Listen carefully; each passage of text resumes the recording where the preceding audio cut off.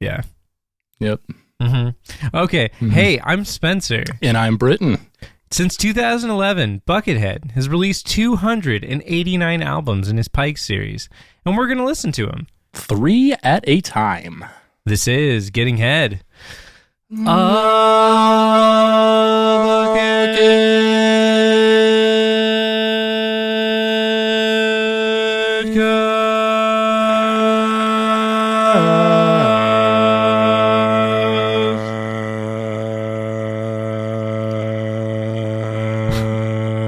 I had to open up the thing.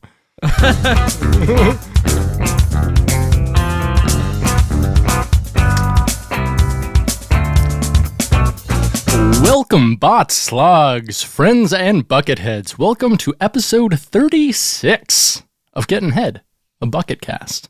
3666, baby. More like 36 crazy casts.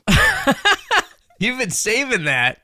Yeah, I have. I thought of that one earlier, and I'm like, ooh, if Spenser doesn't say that, I'm going to. No, I wouldn't have thought of it, because I never fucking think about 36 Crazy Fists. And so for those of the uninitiated here, meaning everyone who's not from Alaska, 36 Crazy Fists was a kind of a metalcore band. Yeah, a metalcore band that was semi-popular from like, I'd say the early 2000s to the early 2000s.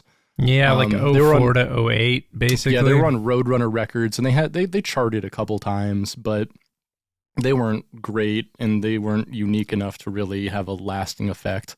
I think they're still a band. I think they are. I think they still play shows at least, like once a year, or like fucking fill up coots with dumb, drunk old fans who will like... You're saying things that don't make sense to anyone. Chilkoot Charlie's is a bar in Anchorage, Alaska that's famous for having like metal shows sometimes. It says it's world famous, so I assume people know what I'm talking about. Yeah, that's true. It does say it's world famous on the entrance to the bar.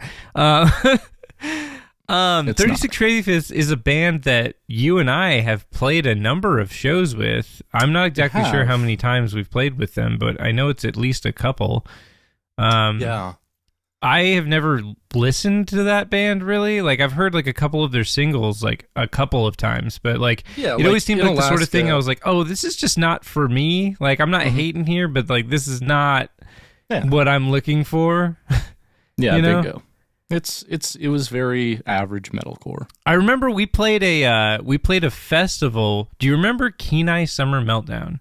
I do vaguely. So the Kenai Peninsula is a peninsula in Alaska that is, maybe about 3 hours outside of Anchorage, Alaska, which is kind of the hub of where anything that happens in Alaska happens. And one year, a local promoter decided to hold their like summer rock festival. To split it off into two festivals, so like one in Anchorage and one on the peninsula.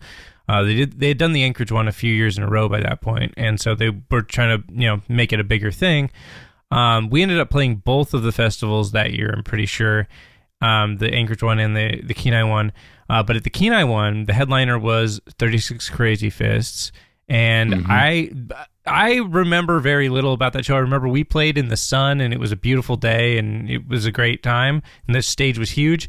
And I remember that I smoked a fucking lot of weed with the bass player of 36 Crazy Fists. That is cool. Those are the two things I remember from that trip. Super cool. But yeah, I remember smoking weed with that guy a few times over the course of that festival, and I don't remember his name at all. Yeah. Sometimes you just like smoke weed with people, or like hang out and like smoke outside with them, and you like don't even know who they are. Like I found out that I'd been like hanging out with this dude, like who was just always at metal shows, and I totally forget his name. But like, after like a year of knowing him and just like hanging out with him whenever I saw him at shows, like I saw him and like someone else was talking to him about something. And they mentioned something offhand, and I found out he was the lead guitarist of Agalloch. Oh, the bald guy. Yeah, that guy. Yeah, he's really nice. I totally forget. I've talked to that guy a few times too. Yeah, right. But yeah, totally cool. Yeah. Pretty cool stuff.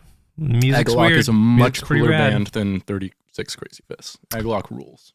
highly recommended. Yeah, I like The Mantle a lot. That's a really Such good a good album. Yeah, really good album. Really fun.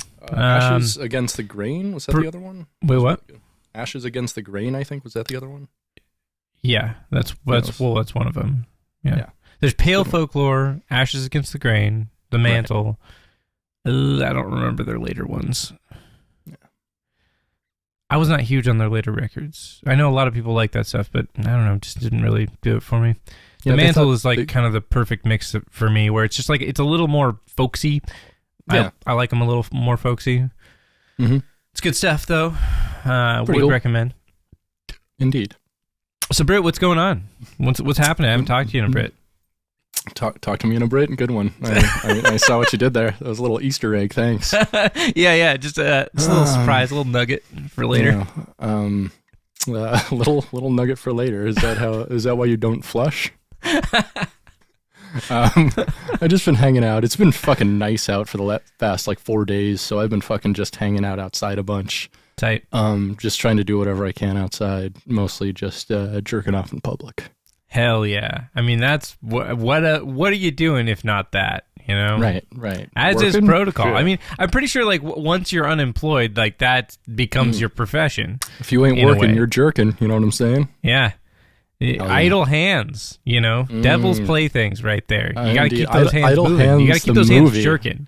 Yeah. Yeah. Indeed. Nice. What have you been up to, Spenser Hodge? That's a great question. Okay, I have a funny story to tell. Okay. So last week on Sunday, I was at work, and part of the reason I don't mention where I work on the podcast is so I can tell stories like this, where we shall keep my workplace anonymous. But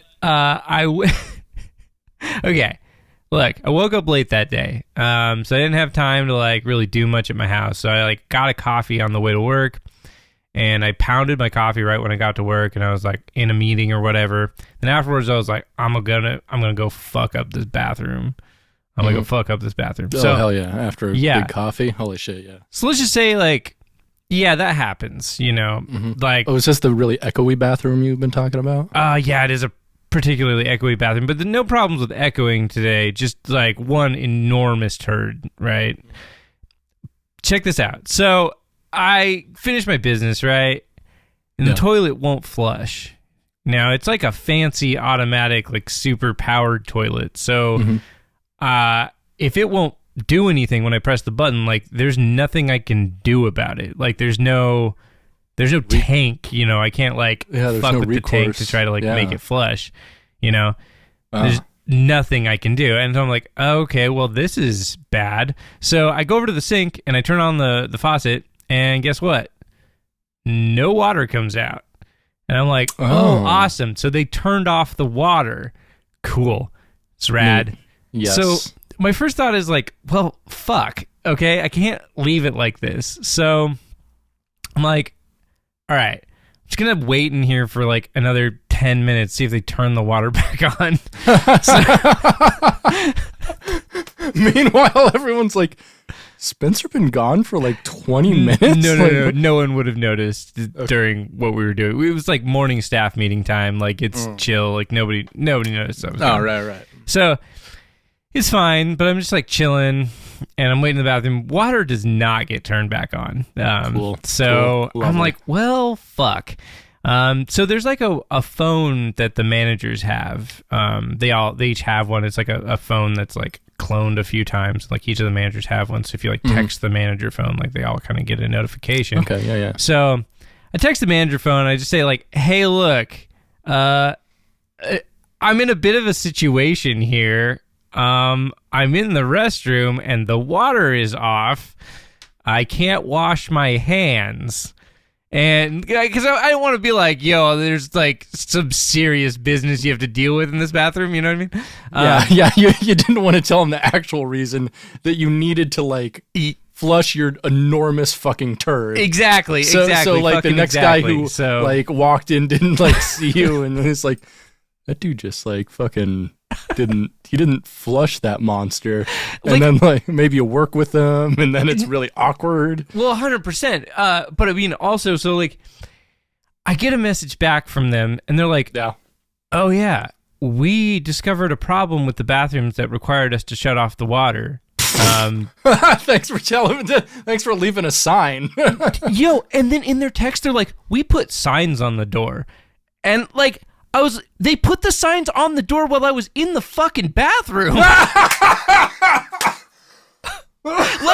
I was like, what the fuck? Because like when I went to the bathroom, like, so I opened the door and looked, and there was like this huge sign on the door. Like, if I had seen that, I wouldn't have gone in the fucking bathroom. So like, it had to have been put on while I was fucking shitting. They didn't bother to check if anyone was in the bathroom. Well, dude, so the doors to the bathrooms, like when you lock them, it turns the handle red. So whoever put up the fucking signs on the bathroom, like knew I was in there. Oh, that's amazing. Or knew someone was in there and like didn't tell me, and I was like, what the fuck?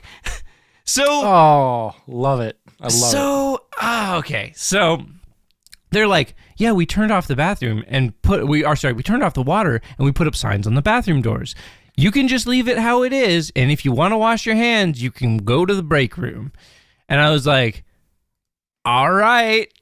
And so they were like, we put in a work order for the bathrooms, so like they'll get taken care of soon. Well, guess what didn't get taken care of soon?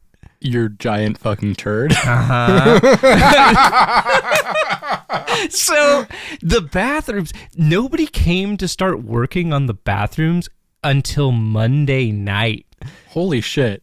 So you know what? I wonder if one of the managers has like a poop fetish and like that's they plan this whole thing out. They're like, the water in the bathroom's evil. We need to fucking shut it off. Oh, yeah. And then he's just been lording over your fucking enormous turd for the past weekend. Bro, so, okay.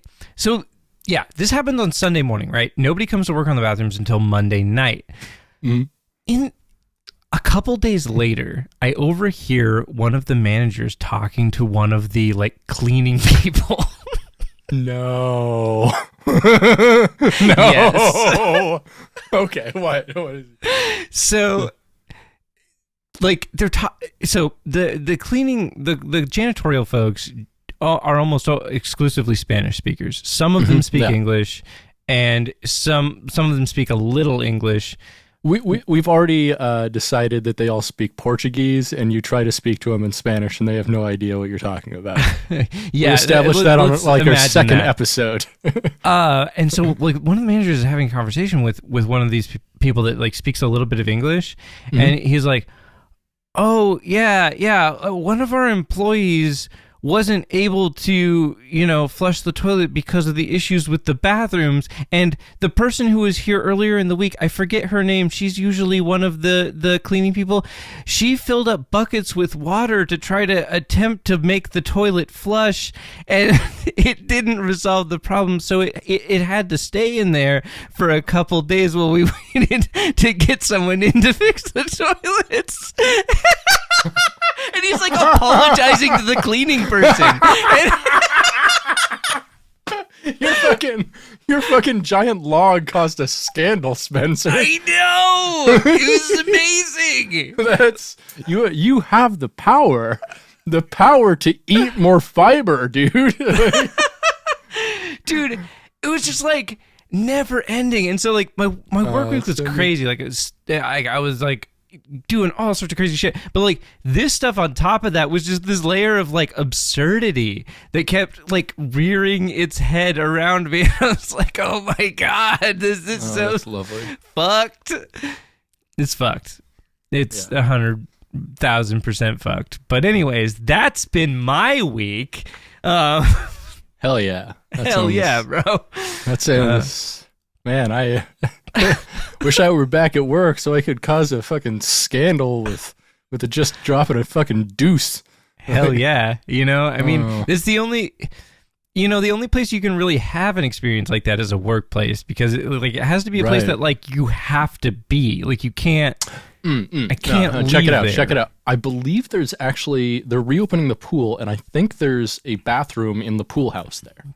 Oh fuck! In my condo complex, and so I think I could, if I took a big enough shit in the fucking pool shitter and just left it and made sure to do it on a nice sunny ass weekend day, so everyone sees me do it. That could get real awkward. That could be the most awkward thing. That could be like pretty amazing. You'd get some words thrown your way. Respect. if I saw someone do that, I'd be like, damn, that is asserting your fucking dominance over the entire condo complex. Like that's some Sigma male shit right there. I gotta say, yeah, I do feel very Sigma after this experience. Damn, it feels good to be a turd gangster. Hell yeah, dude. You're one might say you're a turd burglar. No, I don't steal from work. Bummer. Okay, so I have one other thing. It's less funny, but is fun.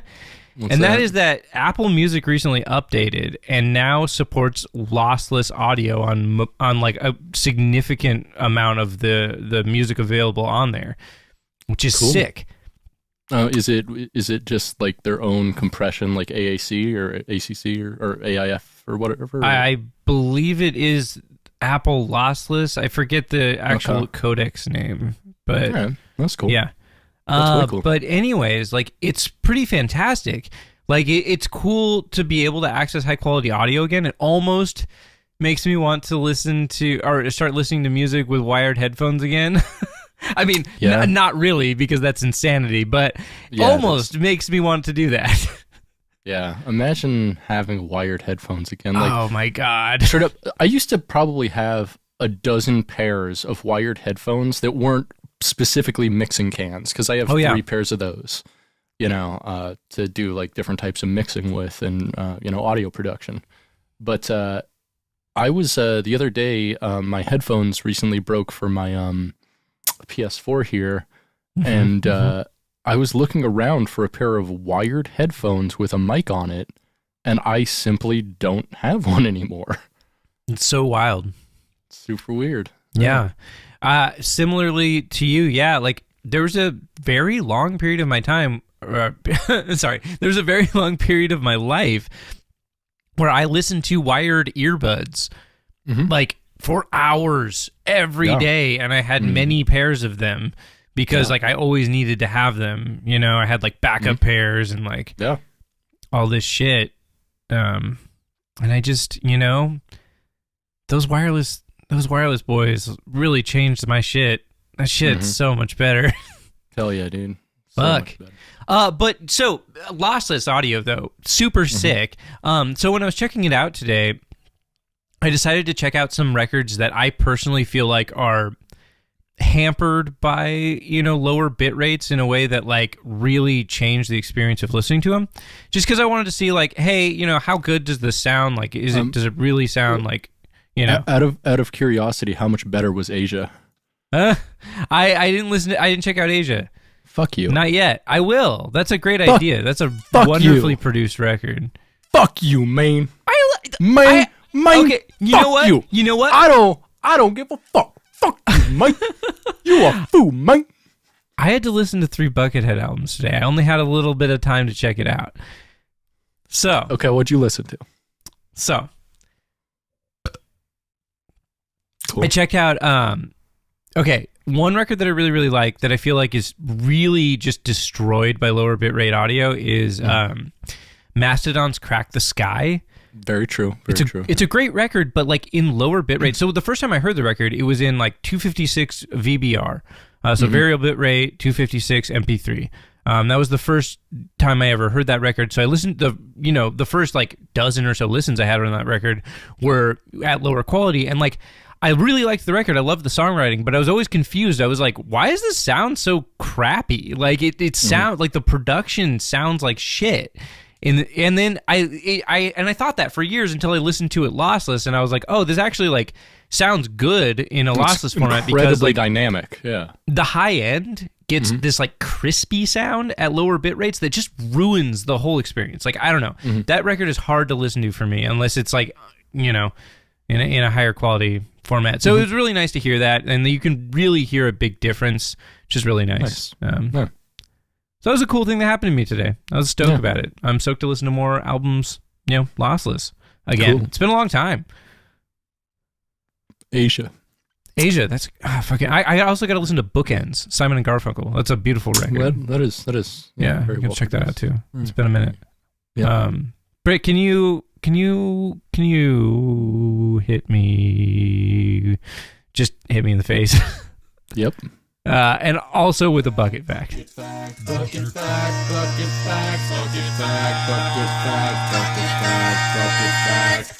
fact. Although it's well known that Buckethead plays the lion's share of both of his live and studio electric guitar work with his signature Gibson Les Paul, and has since it was introduced back in 2009, barely anything is known about what acoustic guitar he prefers, and moreover, what he uses to record his numerous acoustic recordings. Okay. So, with the exception of his 90s acoustic material, including the bulk of Electric Tears, because Electric Tears wasn't recorded all at once, it was mostly a collection of songs he had recorded in the 90s. As well as Colma, he very likely played a Gibson nylon string Chet Atkins signature. Okay. As that was the only acoustic he was seen playing during that era live, and a bulk of those recordings are nylon string, and he's never really been seen with many other nylon strings more than once, and so it's assumed that's what he used. Okay. He also brought it back for a few tours in the late 2000s, so that's one of his favorites. But after the 90s, though, it kind of gets a little murkier because he doesn't like list anything he plays acoustically, and he doesn't really play much acoustic stuff live unless another band has an acoustic guitar with them. So he did play an Epiphone AJ220S in a video and on his 2018 tour, so it's known that he uses one of those. And he also used a Crafter D8/N to warm up for one of his tours, and it was later auctioned away, but it was never seen actually played live. He also has a Yamaha CPX that he used on tour in 2005, and briefly in a guitar instruction video, but that hasn't been seen since. And as recently as 2016, he was seen playing another Yamaha live, but it was a non-electric, so it was not the CPX. Okay. However, I think my vote for what he actually plays, and the thought of several other people online, and what he records with, especially on the Pikes, is a Takamine electric acoustic EAN40, which he bought on tour in Japan in 1999 and has been seen with multiple times since, including on his DVD Secret Recipe. Okay. Interesting. That's a lot of model numbers. It is. I feel like this would be an easier conversation to have with photos. It would, but this is a podcast, and so we could have that conversation. That's true. But, I mean, you don't really play acoustic guitars much, so you don't mess with not really. different models or anything. I'm not an acoustic guitar hater. I like it. No, definitely, but you couldn't really add much to the conversation. I don't think. No, certainly not. I don't you really and I have probably opinions. know. Yeah, we probably them. have about the same knowledge base of acoustic guitars because we both play it, but we both don't really care. Yeah. I mean, I like a nylon string better than a steel string, just because they're for different things. I'm not saying that I just, for me to play, I like playing nylon strings better than I like playing steel strings. Yeah. I mean, they're better for different things. Like, imagine Bare Naked Ladies, but with a nylon string guitar instead of a steel string. Nah. Yeah, exactly. It would totally change the sound of the band. Oh, totally. Weird. Yeah. No, we don't Although, want that. like a mariachi version of Bare Naked Ladies might be That could be sick. pretty fucking cool. Yeah, I'm into that. I'm feeling that. Hell yeah. I'm feeling Hell this. As, Blink-182 said. I guess they did. Fucking facts. So we listened to 3 more Pikes this week. Yeah, we did. Pikes 106, 107, and 108. We got Forest of Bamboo, and then Weird Glows Gleam, Mm-hmm. and the last one was Collect Itself. I like that title quite a bit. Yeah, me too. It's a weird, very Buckethead title. Mm-hmm. It makes me think. It's a thinking man's title. Thinking bot's title. Like, I think that makes me think of, like, you know how people have titles? Like, I would like a title. What do you mean a title? I like extraordinaire, entrepreneur. Well, you can give yourself a title. That's fine. Okay. Just, What should my title be? I don't Synth know. Wizard, I think is cool. yeah. How about Geek Squad Expert? Fuck off. Nerd Herder. There we go. Nerd Herder? Yeah, like if you're part of the Nerd Herd, you know. Oh, I thought it was a play on like Nerf Herder. That's a sick band. You ever listen to Nerf Herder? No. They're a pop punk band. They're sick as fuck. They got some pretty good songs. Cool. Yeah. I mean, they're like cheesy as fuck. You know, like that strain of pop punk that's like super cheesy. The shit like Bowling for Soup, you know, Oh, yeah. like 1984, like that kind of stuff. Well, that's what Nerf Herder is. But I feel like Nerf Herder has more like funny songs than a band like Bowling for Soup, but they're very similar. Cool. Nerf Herder has a lot of songs about metal. They sing about how they like metal a lot, but they're too like shitty to play metal. I don't know. That's cool. That's I think very that's funny. enlightened of them, I guess. Yeah. Yeah. Dude, did we talk about Hot Action Cop and how they have like 380 followers on Instagram? Yeah, we talked about that several times. I've messaged that account multiple times. It won't And it respond to hasn't. me. That's a bummer. It sucks. Because like, I want one of those guys to come on this podcast. 100%. Oh yeah, dude. If one of them comes on the podcast, I'm gonna come on this podcast. Oh, fuck yeah. Oh, dude. I just want to talk about FIFA for the Flava. I want to talk about it for hours. I want to Me go too. into great detail. I want to do an episode of this podcast with one of the dudes from Hot Action Cop, and we just sit and we go line by line and then frame by frame in the video. And we talk about every single thing that happens. We should try to find them all individually, but then like try to make sure they don't tell each other that they're doing this. And then like interview all of them and do a serialized podcast where we Oh yeah. or it's like like our own version of Serial, just about the one song that no one remembers. Hey, people that played Need for Speed, what was it? Need for Speed Hot Pursuit. Hot Pursuit, 2? I believe. Or Need for Speed Hot was it 2? Pursuit, the remake for I PS2 don't know. in That might have been it. 2003. Who knows? Like that, because that song's in that game, and that's how We'll never I know. got into that song, because I played a bunch of that same here. game. Oh. And that song is it's very of the time. It makes me think of Pepsi Blue a lot, which is apparently is back. Did you hear that? What? Pepsi Blue Dabba Dee Dabba Die? Yes, exactly. You nailed it. Yeah. The only major beverage to ever taste like cotton candy. I don't think it tastes like cotton candy, bro. It tastes very much like cotton candy. No, it does not. You got to boof that shit and figure it out. Yeah, it definitely tastes like cotton candy. All right. Well, It boofs like cotton candy too. All right. I haven't seen it around here yet, but apparently it's out on the East Coast and Midwest. Interesting. It'll make its way out here eventually, maybe. So Maybe. That's cool. be pretty I cool. hope they have Diet Pepsi Blue because I'll drink a lot of that. The D-Sode. Loving the D-Sode. D-Sode King. Pike 106. Forest of Bamboo. Released on January 29th, 2015. Just 2 days after the Mole Trail and Project Little Man. So this is 2 days after he released two Pikes. And this is kind of the moment, because he only releases... so 2015 is his most prolific year, I think, undoubtedly. Okay. He releases like 120 Pikes during that year. Wow, that's a lot. In January, he only releases like 4, but then after that, he's releasing like at least one a week. Wow. And so this is the point to where we get to the most prolific Buckethead.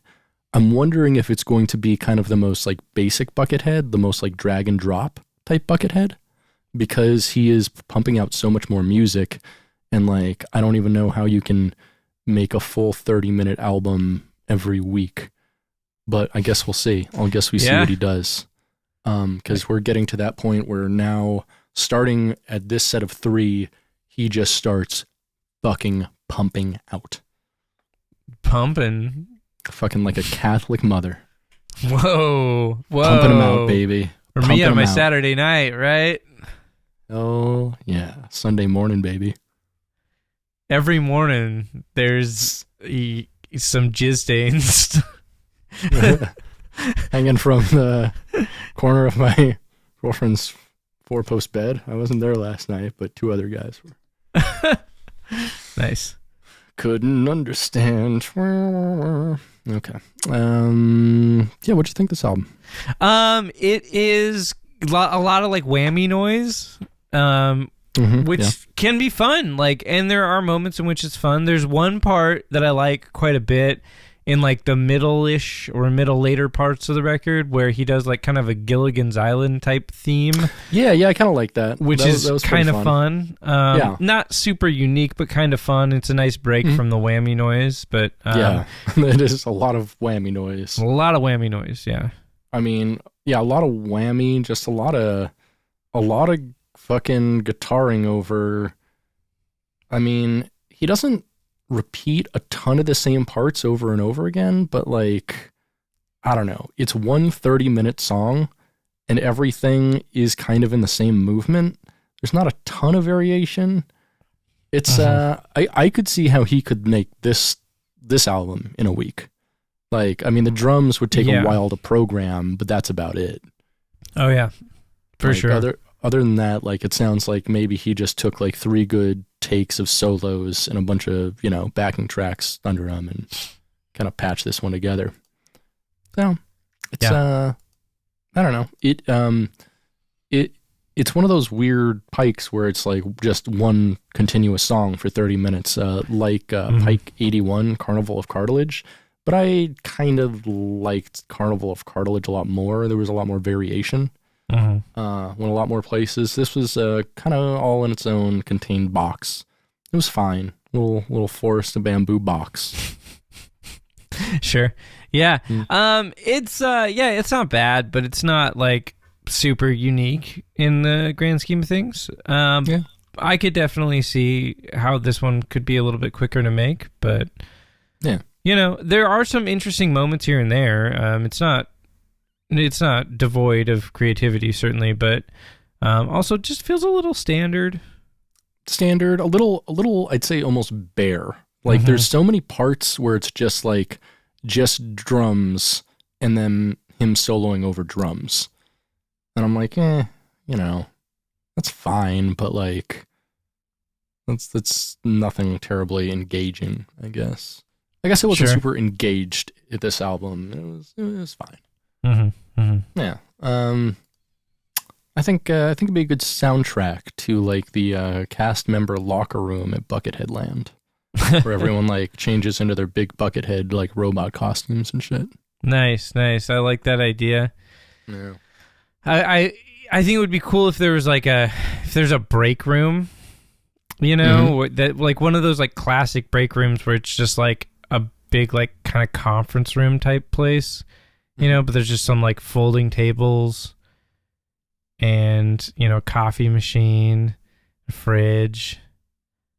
Pretty basic. Yeah. But there's like a TV on the wall, and the TV is playing like weird porn, and this music is playing on top of it. Yeah, just weird porn in like 1980s KFC commercials. Oh my God, what a mix! Yep. Wow. Yeah. Okay. Yeah. And instead of a break room, it should be I'm one step closer to the edge, and I'm about to break room. Okay. Yeah. Cool. Pike 107. So Weird Glows Gleam released on January 30th, 2015, just one day after Forest of Bamboo. Holy shit. That's so fast. Next day. A single day. Yeah. What were your thoughts? This one is a lot of shredding. There's some real shredding here. And some impressive shredding in parts, honestly. This one is one of those ones where I don't like to be super down on the Pikes, but this is one of the ones where like the majority of it is not that interesting, but then in the last song it is kind of interesting. I feel like this is one of those ones where I think it's like 3 songs. Yep. And they're just the Weird, Glows, and Gleam, the 3 words on the album title. Yeah, the way the progression of this one felt like to me that the first song is a very long song, and it's a lot of shredding, and it's some of the shredding is pretty impressive. So like there are moments in that one that are kind of cool. The second song is kind of more the same, but a little bit less interesting. And then it gets a little more riffy in the third one. And the third one is a little bit more riffy, and the parts are a little weirder.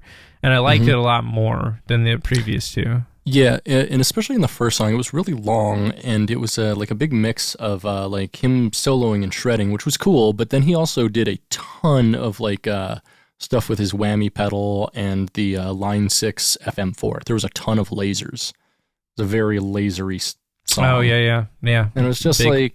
Major lasers. Good one. Good one. Is it? For the young ones out there. I don't know. Young ones? Major Laser was like 12 years ago. It's from like 2007, dude. I know. I'm so old. My God. I was, becoming hip when I was like working at Whole Foods or some shit. Yeah, that would be the time. I would agree with you in that this album did... it started off fine, got a little boring, and then like definitely ramped up near the end there. But it was still, all in all, I would definitely say this is a very average Pike. It does feel very, at times, kind of drag and drop, cut and pasted. The second song, kind of less so, but that's also like the most boring song, oddly. So I'm confused by that, but. Yeah, it's not a bad rocker, but nothing out of the ordinary or exceptional for the Pikes. And, 2 guitars out of 5. Yeah. Should we do that? Should we do like a cringy like scoring system? Yeah. Yeah. What would we? Just so we can get on Metacritic. Oh, you know what we should use is out of an 8-piece bucket, how many pieces is it? Fuck that. No, buck that, bro. It's pretty good, though, actually. That is funny. It's kind of funny. That is good. I like it. Yeah. Yeah. How many pieces would you give out of this 8-piece bucket? 4 pieces out of 8. Yeah, which ones, though? Like 2 breasts, 2 thighs? No, never thighs. Never thighs. No. You don't even eat meat. Get the fuck out of here. I know. When I worked at KFC, making the thighs was the grossest part. I hated it. I don't even want to talk about it. It's super gross. Well, we'll talk about it later, so I have something to masturbate to. Okay. Sounds good. I'll do that for you, but only for you. Oh, thanks, bro. I appreciate it. I'd make this a soundtrack to a dark ride about being abducted by like heavy metal aliens. Okay, that could be fun. I say like any kind of ride that has pyrotechnics. This is there for. Yeah. I want to see some fire while I listen to this. Hell yeah. Hell yeah. Pike 108. Mm-hmm. Collect Itself released on the same day as the previous Pike. Holy shit. One day after Forest of Bamboo. So here in this week of the end of January, just the end of January, it looks like he releases at least 5 Pikes in a week. My goodness, that's really something. Right? Yeah. So it's a shreddy boy. We're shredding again. Yeah, it's I'd say it's a little less metal than the previous 2 albums and a little more funk. Yeah.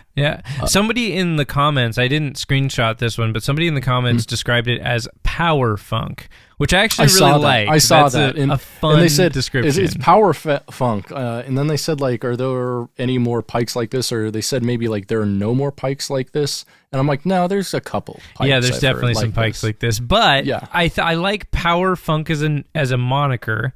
Yeah. I feel like that's a good descriptor. Like as a genre, it'd be more like fucking, I don't know, like Parliament, but with Eric Adams doing vocals and double bass on everything. Dude, but like, okay, so imagine like a funk band, right? That does like the kind of standard funk stuff, but then for the choruses, it's like a Manowar chorus, right? So it's just like double kicks with like heavy guitars. But like the rest of it is just funk. That would really rule. That's the band we need to be, Spenser. Maybe we should try to make that. That could be fun. That could be fun. It would be stupid, but yeah. What do we do that isn't stupid, Britt? That's a great question, Spenser. I like to think that our titles, to go back to it's. Check this out, Britt. It's called a callback. I'm going to talk about something that we talked about earlier in the episode. In this case, I'm talking about titles. What if our titles were, heralds of stupidity, right. or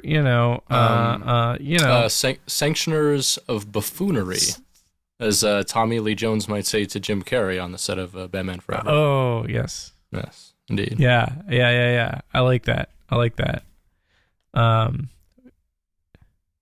Sanctioned buffoonery. Yes. Yeah. That's the name of our power funk band. Sanctioned buffoonery? Uh-huh. Yeah, that's pretty cool. Hell yeah. Right. So, power funk.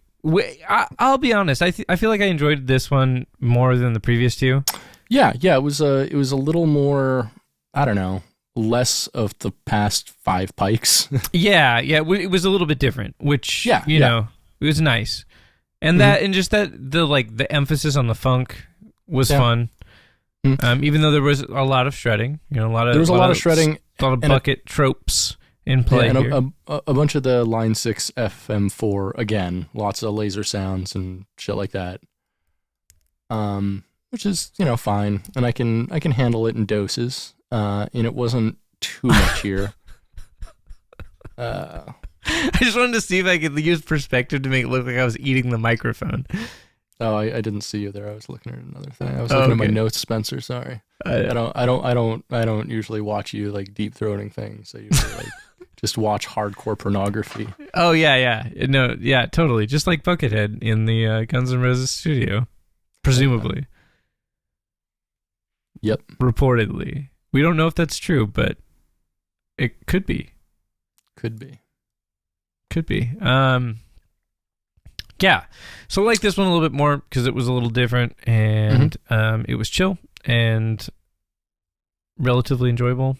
I could have used for a little bit more variety. I feel like all 3 of these are very they're not very dynamic albums. Right. And so I'm actually very much wondering, since we're getting into the period where he's just releasing at least an album a week, if we're going to see a lot more and hear a lot more like this, where there's a little less dynamics and variety Pike to Pike. It's certainly possible. I don't know. I'm hoping that this creative burst just covers the gamut. I want to be surprised. And I feel like there's a good chance I'm going to be surprised.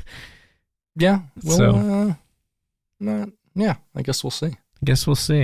I would say this one, this one is a soundtrack to like an instructional video for how to put on sunscreen. Interesting. Okay. You know, it's how to keep your bucket safe at Buckethead Land. So I think this goes to the smoking area at Buckethead Land. Oh, nice. Okay. Yeah. But it's mostly just people like smoking bongs. Oh, that's sick. Yeah.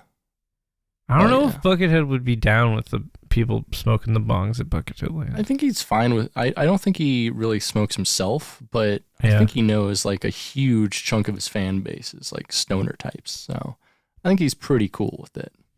Could be. Like he's got to be pretty realistic about that. Like imagine like Les Claypool like being like, "Don't smoke weed at my show." Oh my God, anti-pot. Like everyone would leave. Anti-pot Les Claypool is my favorite. I am idea. the anti-pot. I'll run against the grain till the day I drop. All right. Yes. You know what would have been really funny if you were so embarrassed about that giant turd you. Oh, nice. Lagunitas IPA. That's a good tall boy it's to get. It's a big boy. That's one of the ones where, like, if I want to day drink and I'm, like, at a gas station, that's usually in Seattle. Yeah. Those are usually gas stations, and they're usually only, like, $3 each. Like, it's a great deal. This one was $2.79. That's what I'm saying. Well, I mean, $3 after tax. Yeah, after tax, yeah. Yeah, with $3 out the door for, like, 7.1% beer or something, 6.7. I think it's like in the sixes. Yeah, 6.2. 6.2. 6.2, okay. But still, yeah, it's and it drinks real nice, got a real nice hop profile. Lagunitas, highly recommended. Sure. Yeah, pretty good stuff. Pretty quality stuff. Quality stuff. Britt. Spenser. Can you come on a journey with me? Yeah? Where are we going? Into the bucket void.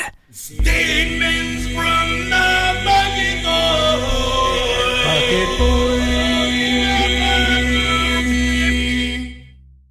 Oh my God, Britt. We're here again. Mm-hmm. Look at where we are. Okay, it's been a busy week in the bucket void, in the bucket verse, okay? Mm-hmm. Yeah.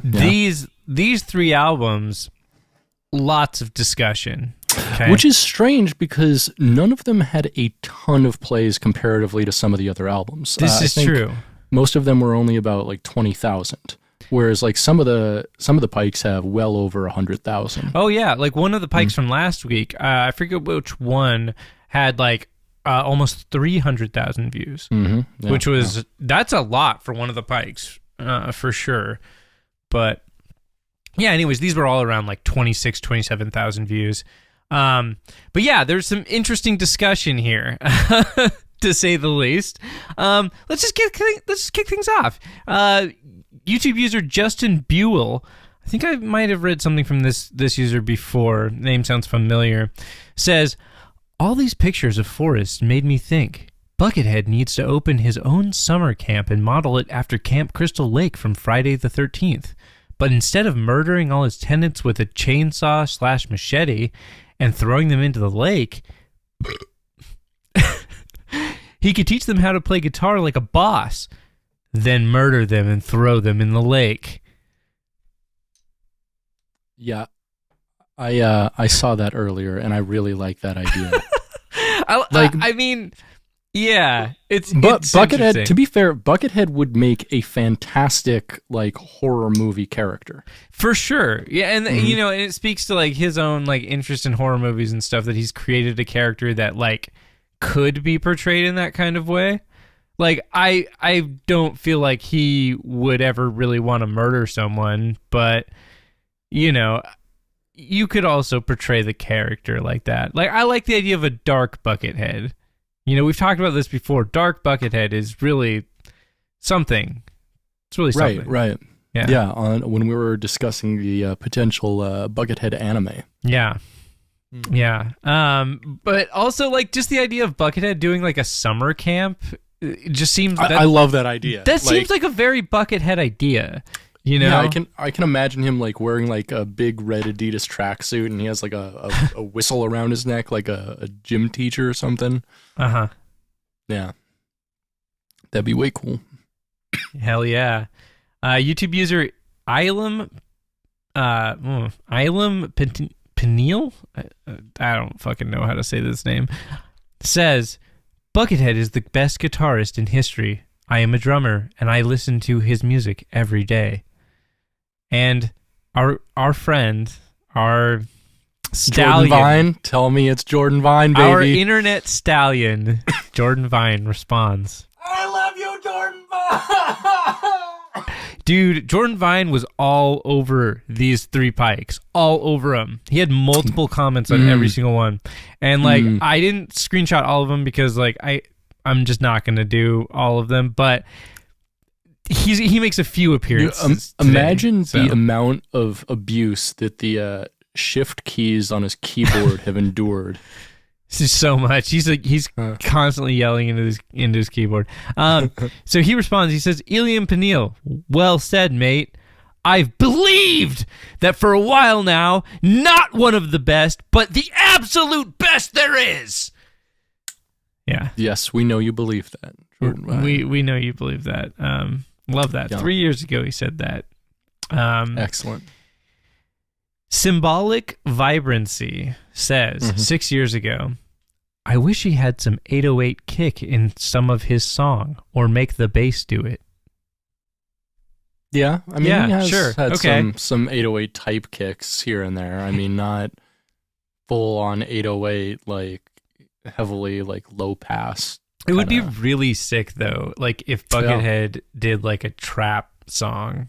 And like, oh yeah, I mean, he has done trap-ish things. well, he here. did that stuff that was like dubstep-ish, Yeah, yeah. which is like almost there. But like, yeah, interestingly, though, that was in 2013, right? When he had those songs that were like dubstep-ish. That was when dubstep was at its peak, probably. yeah. So maybe in some of the later Pikes, maybe he does do some trap influence stuff. Like you never Maybe he know. does. Like Yeah. that could be cool. I would be stoked about that, but you know. Oh, as would I. Yeah. I guess we'll see. guess we'll see if he moves with the times. I like the idea though. I like that person's like, yeah, put 808s in some of the song. Yeah, Sure. nice idea. Nice. Some idea. of his song can have 808s. some of his song. Some of his song. I like the idea of the plural of song is just song. It's nice. Yeah. It's nice to think Yeah. about that. Like I wrote a whole bunch of song this weekend, and people will be like, "That doesn't make any sense." yeah. Like, fuck you. That's my mind language. YouTube user Matt Butelman simply asks, 6 years ago, why? It's a great question. It's a great fucking question. that's- Why, Britt? That's literally like, I think, the reason for this podcast. And actually a great question about this podcast as well. Yeah. 100%. Yeah, That's why I chose it, because Yeah. I agree with that question. I agree with that question too, especially because there's no punctuation or anything. It's just the word why. Perfect. It's perfect. Yeah, it opens a lot of possibilities. It does. It's just that, yeah, why? Ask yourself why. Ask the universe why. Never stop asking that. Mm-hmm. YouTube user Elorian Dark Lord, Sick. is pretty sick, poses an interesting question here. Hey, just think about this one. If you consider how many Pikes and other albums BH has made and how long he's been around, and take into account that a huge percentage of almost every song is just shredding and soloing, BH is probably the guitarist that has spent the most time literally playing a solo, more than any other guitarist in the world. No, whatever. The rest of it is dumb. But I like the idea of like Buckethead being the person that spent the most time soloing. Like, I don't know if that's true or not. Like, but he might be up there. Could be. I mean, and like he has spent a very significant amount of time playing guitar in his life. yeah, and like playing like- solos specifically. Yeah, like much more so, I'd say, probably than most professional guitarists. Even Yeah. though professional guitarists like do practice a lot, like, I mean, recording this level of material requires to be like, I mean, basically just always making music, like always making music, like at least 8 hours a day, probably more than 5 days a week. Yeah. Like, this is more than a full-time job making this amount of music, straight up. 100%. Yeah, he is really, like, cranking them out. Like, cranking the hog. Like for, professional recording stuff, like, you can usually guarantee that the man hours it requires to put, like, an hour of music out is usually, like, 200 times that, at least. Like, at a very bare minimum. Sure. So, like, if he's putting out, like, a half an hour worth of stuff, like, it's split between two people, and so that's probably at least, like, 50 man hours each into that album. Yeah. Especially with stuff like drum programming and shit like that. Like, we don't know how much drag and drop really happens here, but like... But, like, I feel like these albums sound different enough that, like, they're putting in work on each one of these. Yeah. And, like, some of them definitely sound like there's more work to them than others. Right. But, like, at the very least, yeah, like you said, drum programming, like, that's... I don't know. I mean, I would say probably anywhere from 10 to 20 hours per album, like, it would take somebody to program drums for these. Yeah, like, that's about right, I'd say. Like, it depends on how fast you are and how, I would imagine at this point, Dan Monty's probably, like, a monster at DAWs. Right. Can just, like, although, consider, like, an album like Jeopardy Backwards, like, trying to program drums for that would take 50 hours. Like, yeah, that one is a really wild something. It is really something. Right. Like, because there's, like, a lot of matching in there, and, like, even if you're, like, just taking a ton of, like, MIDI clips, like, finding the right one would take yeah. Yeah, I mean, like, I guess we don't know, because we're speculating on their workflow, but, they're definitely putting time into this stuff, for sure. Yeah. A lot of time. Interesting stuff. Very interesting stuff. Yeah. Robin Tucker says, killer diller, man. Oh, I could not agree more, Robin Tucker. Robin Tucker, motherfucker. Killer Diller, Michael Pillar is that person, I think. Yeah, right? okay. I don't know. Yeah. Cool, let's just go with it. Next. Boognish responds. Oh, we got a Ween fan in the house. Ween fan. Wait, keep the Ween going. We have a chant. Ween fan.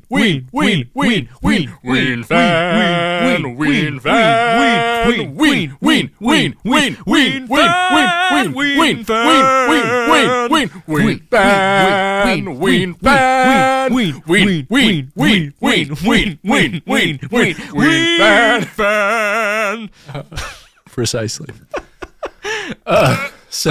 Anyway, so now that we did the Ween chant, we can listen to Boognish's comment here. Boognish simply says, "Woo! Yeah!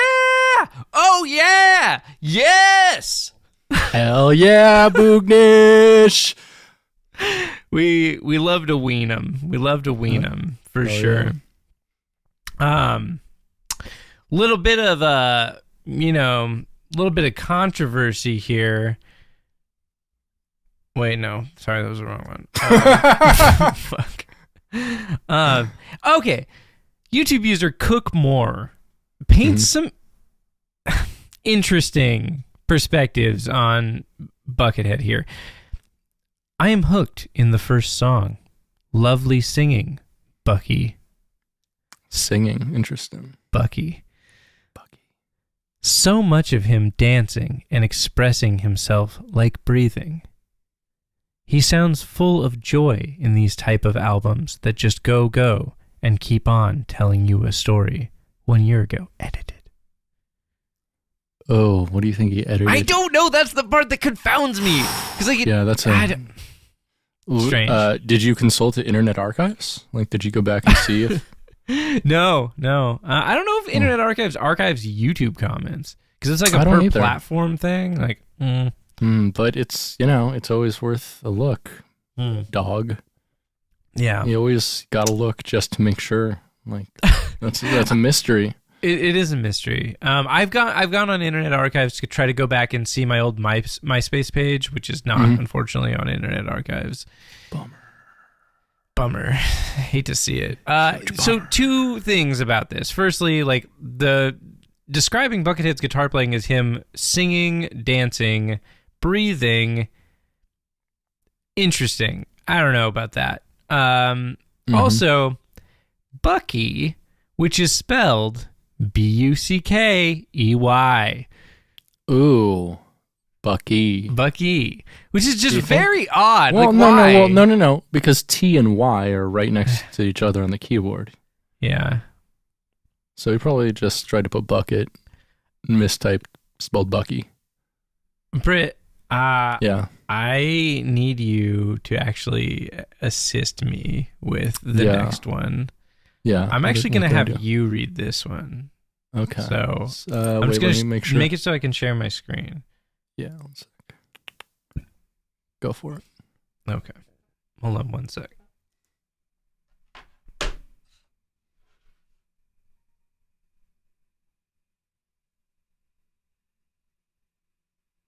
Perfect. Okay. Okay. Okay. All right. So, Okay. Britt, I know how big of a fan you are of Jordan Vine, and I want you to read this one this time. All right, let me turn down the gain on my microphone. I want you to channel his energy because he says a lot of important things here that I think that only you can really channel, you know? Jack! Hell yeah. Here's to you, Jordan Vine. Thanks for this comment 3 years ago. All right, so 3 years ago, Jordan Vine says, I know Buckethead has done stuff with other artists / bands, but I'm not interested. I'm sure the stuff he's done with Other artists / bands is all great just like his solo stuff, but I just prefer on his own, doing his own stuff, recording his own stuff, composing his own stuff.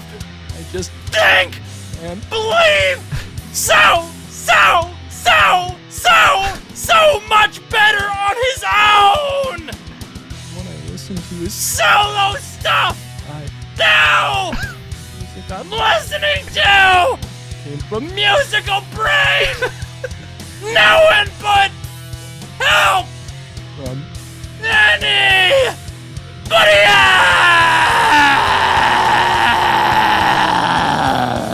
else. We love to see it. We really do. Thanks, Jordan Vine. Thank you, Jordan Vine. Appreciate That was the sentiment. good workout. And thanks for helping me out with that one, Britt. You did great. Thank you. I appreciate it. Yeah. YouTube user BobBob53629 says 6 years ago, why did you stop uploading full episodes for a while? And New Producers Radio responds, because you stopped touching yourself. I have no idea what's happening. Me neither. I'm what? Wait, was this on Poly's channel? Yeah, the guy who uploads all the. Yeah, I don't know if he just stopped uploading Pikes for a while or what was going on there. But I really like that the dude just roasting him. Yeah, it's so good. Yeah, it's so pretty good. good. Pretty good. Love to see that. So we're gonna talk now about we're gonna talk a little bit about Seattle. Okay. Ooh, so the place the address both 106 Pike Street, Seattle, Washington, is the address for Sock Harbor, Seattle. Sock Harbor is a sock store. Really? Really? Yes. There's a sock store in Seattle that I it's don't at Pike know about. Place, yeah. Oh, it's at Pike Place itself. Yeah. Oh. Sock Harbor. Yelp user Nancy LM says, the longer the sock is, the higher the price of the pair of socks. Also, ask the person at the cash register which socks are on sale. When I was there, the sale socks were on an end cap and a clearance price socks were in the back wall. Hell yeah. I love a good sock Hot deal. tips. Hot tips. Another reviewer gave the store 5 stars and said, every kind of sock imaginable. Great Wow. presents for my daughter who is all about her sock game, as she calls it. Wow, that's really hip, Mom. Thanks. Yeah, it's pretty hip. It's pretty hip.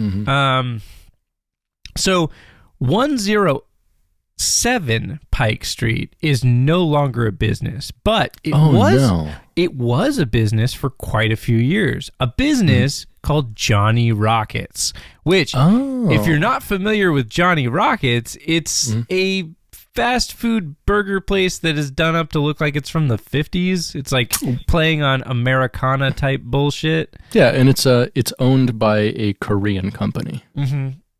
That also owns a local grocery chain around here, Metropolitan Market. Interesting. There used to be a Johnny Rockets at University Village. There's no longer one. Bummer. There's one still upstairs at the Pacific Place, I think, next to the movie theater there. Huh. Yeah. Anyways, it's a burger place. I've eaten there many years ago, and it was fine. I don't have much to say about it. But Yelp user XX has a lot to say about it. Let's hear it, XX. Do you think it's the band? Oh, yeah, probably. Yeah, cool. 12 years ago, they gave Johnny Rockets 2 stars. It's Johnny Rockets in a mall. Ask yourself what you are expecting when you sit down to eat. Personally, I expect nothing more than indigestion and a bump in my cholesterol. It delivers on both counts. Edible food is a bonus. Maybe that's the one I'm talking about. Is this one's not in Pike Place? This one is 107 Pike Street. Maybe that's the one because it says it's in a mall. Yeah, I don't know. Yeah. Either way, it's not there anymore. So, bummer.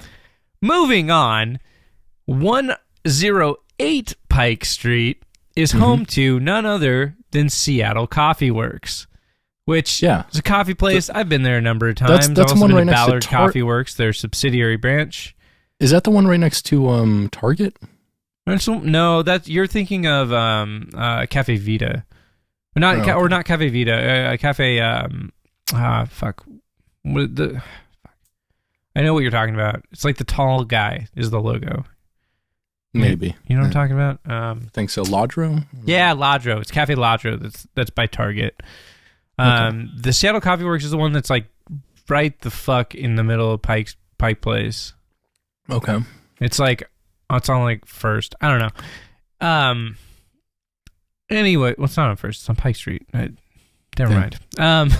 Anyways, they're a relatively well-known Seattle coffee place. I don't know. They're all right. They make pretty decent coffee. Anyways, Yelp user MD gave them 2 stars over 4 years ago. I hate this person so much. I just have to preface this. Okay, go for it. What does he say? Me. Hi, do you have any vegan pastries? Barista. No, but we do have some gluten-free. Hopefully management will do a bit of education on the difference between diet and ethics. Dude, I fucking hate this person. Garbage. Ass garbage. Like, what the fuck, man? Fuck off. He didn't say like any ethically vegan. Like some people have a vegan diet and it's not for ethical reasons. That's true. Like, come on, guy. Yeah, totally. Come on. Come on, guy. Come on. Also, she answered your question. She said no. Yeah, that's it. That's the end of the story. Yeah. Very dumb. Yelp user Steve K gave him 2 stars also over 5 years ago. Stopped in for hot chocolate and a breakfast sandwich. No breakfast sandwich. That was the bad. I was sad and angry.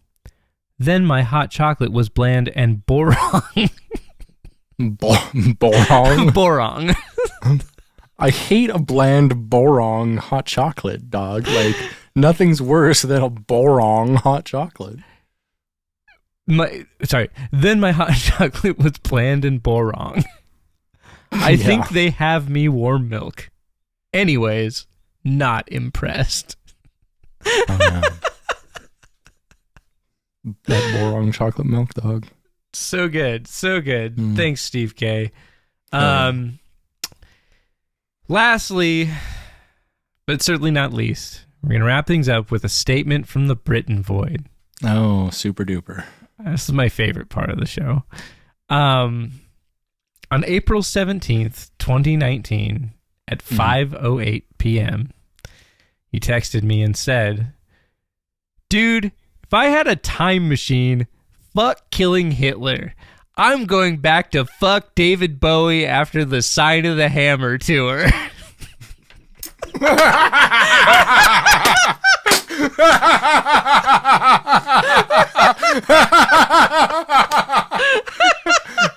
I stick by that. Yeah.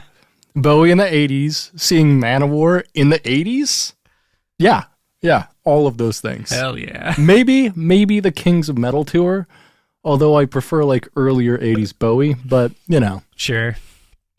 You do what you gotta. You make your compromises in life and in time travel. Hell yeah. Compromises in life and in time travel. That's the name of the episode. Okay. Anyways. Statements from the Bucket Boy.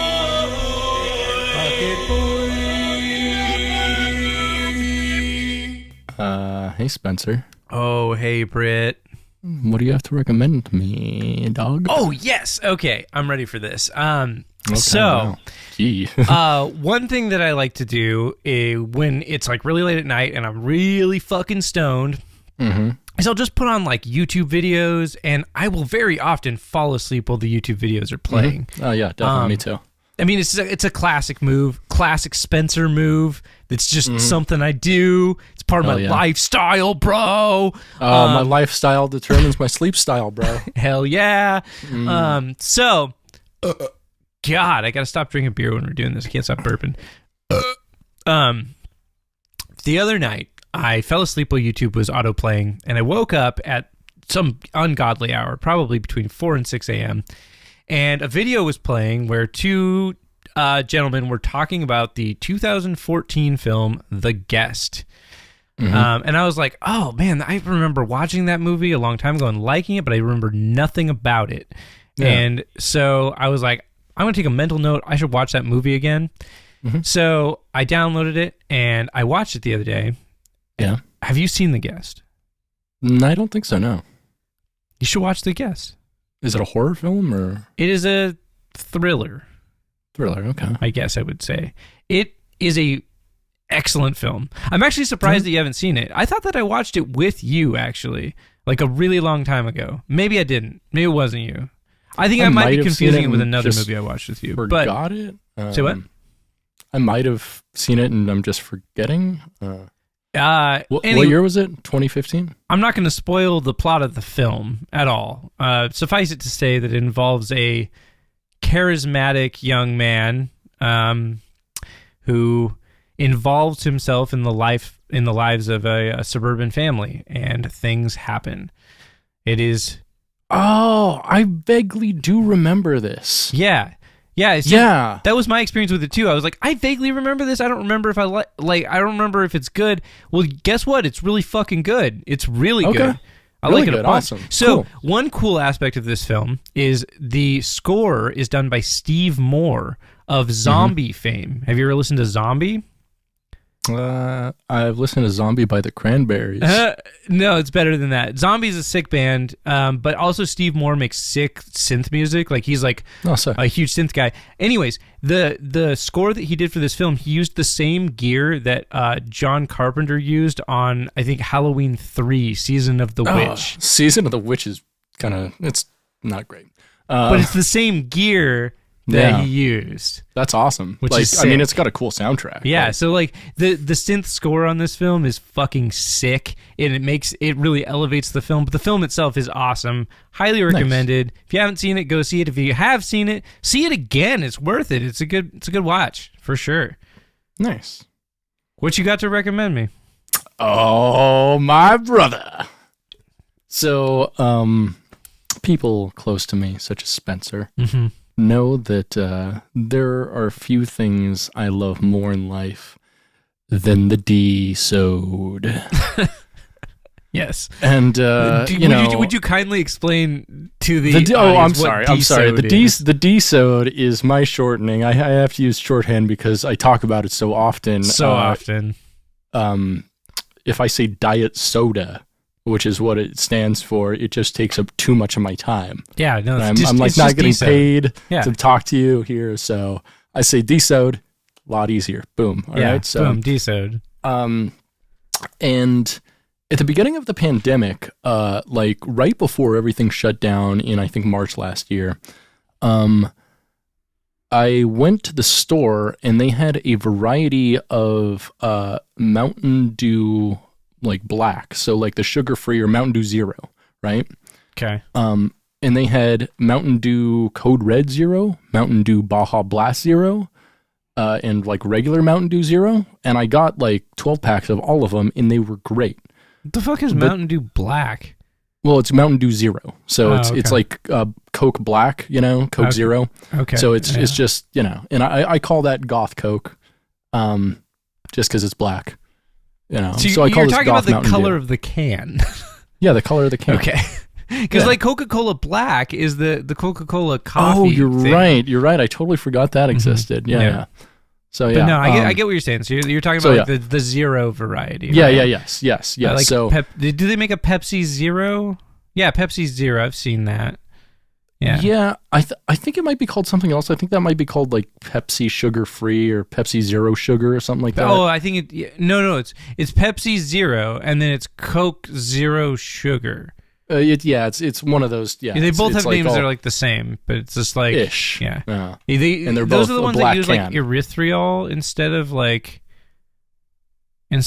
aspartame, right? So I think they both still use aspartame. So the only one of those that doesn't use any aspartame, I think, is just regular diet Pepsi right now. What is that? Aspartame's in like all of the other ones. It's just a different mix of sugar alcohols, but aspartame is one of them. Huh. Okay.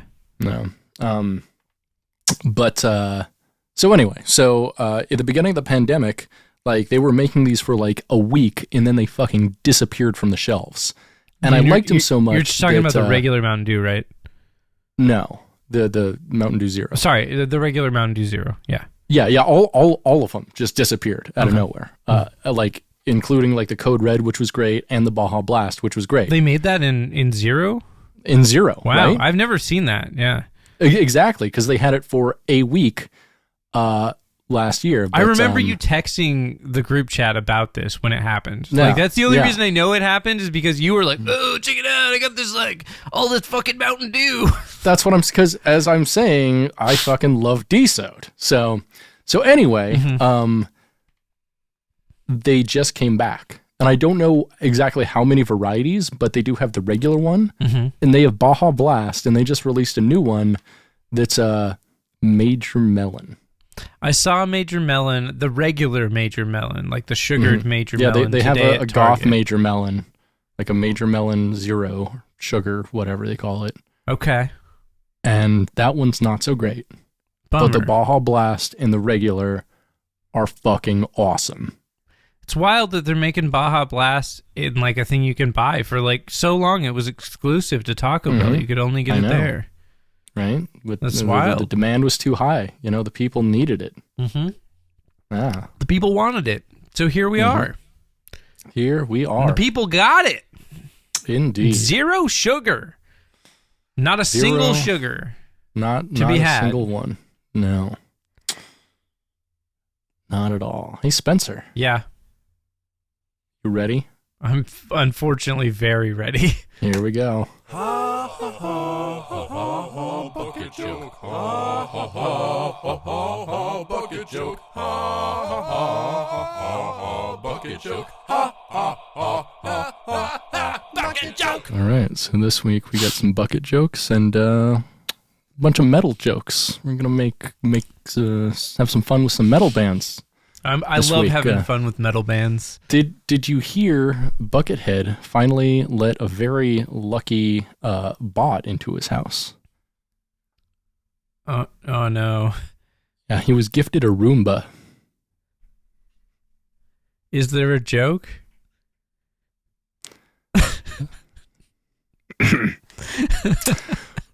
What happened to the bassist for Guns N' Roses after he started taking steroids?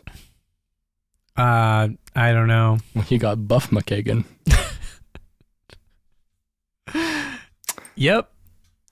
Why did Lars Ulrich refuse to transfer his medical records to his new herpes specialist?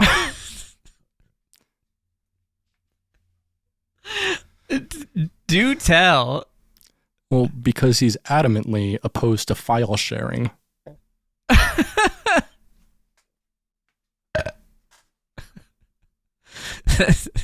It's great. Thanks. Why did Adam and the Ants support Metallica in their lawsuit against Napster? I don't know. Well, because their band leader is Adam Antley, opposed to file sharing. That's a great stretch. I like that. Thank you. Why is Orion constantly ranked as Metallica's very best song? I don't know if that's true, but okay. It is. Tell me more, Britt. Well, it's because it has 7 stars. Yeah. Joke You hate that one. You hate that one. Get ready for a banger. All right. Why does James Hetfield love the New Jersey Transit Authority? I don't know. For whom the bridge tolls. Who is this joke for? Who is this joke for? You laughed. I did. Dummy. It's pretty good. What does Lars Ulrich call it when he has gay sex with a dude from the Middle East? Oh my fucking God.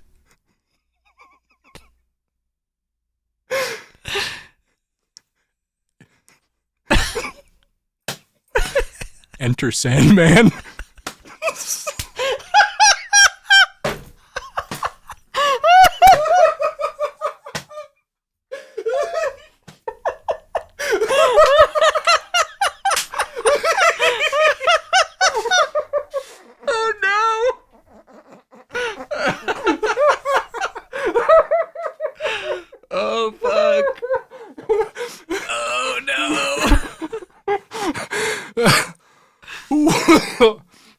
Wow. Yeah. That's amazing.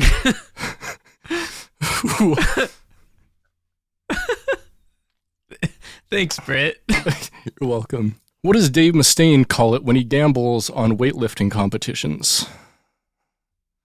I don't know. Betting swole sets.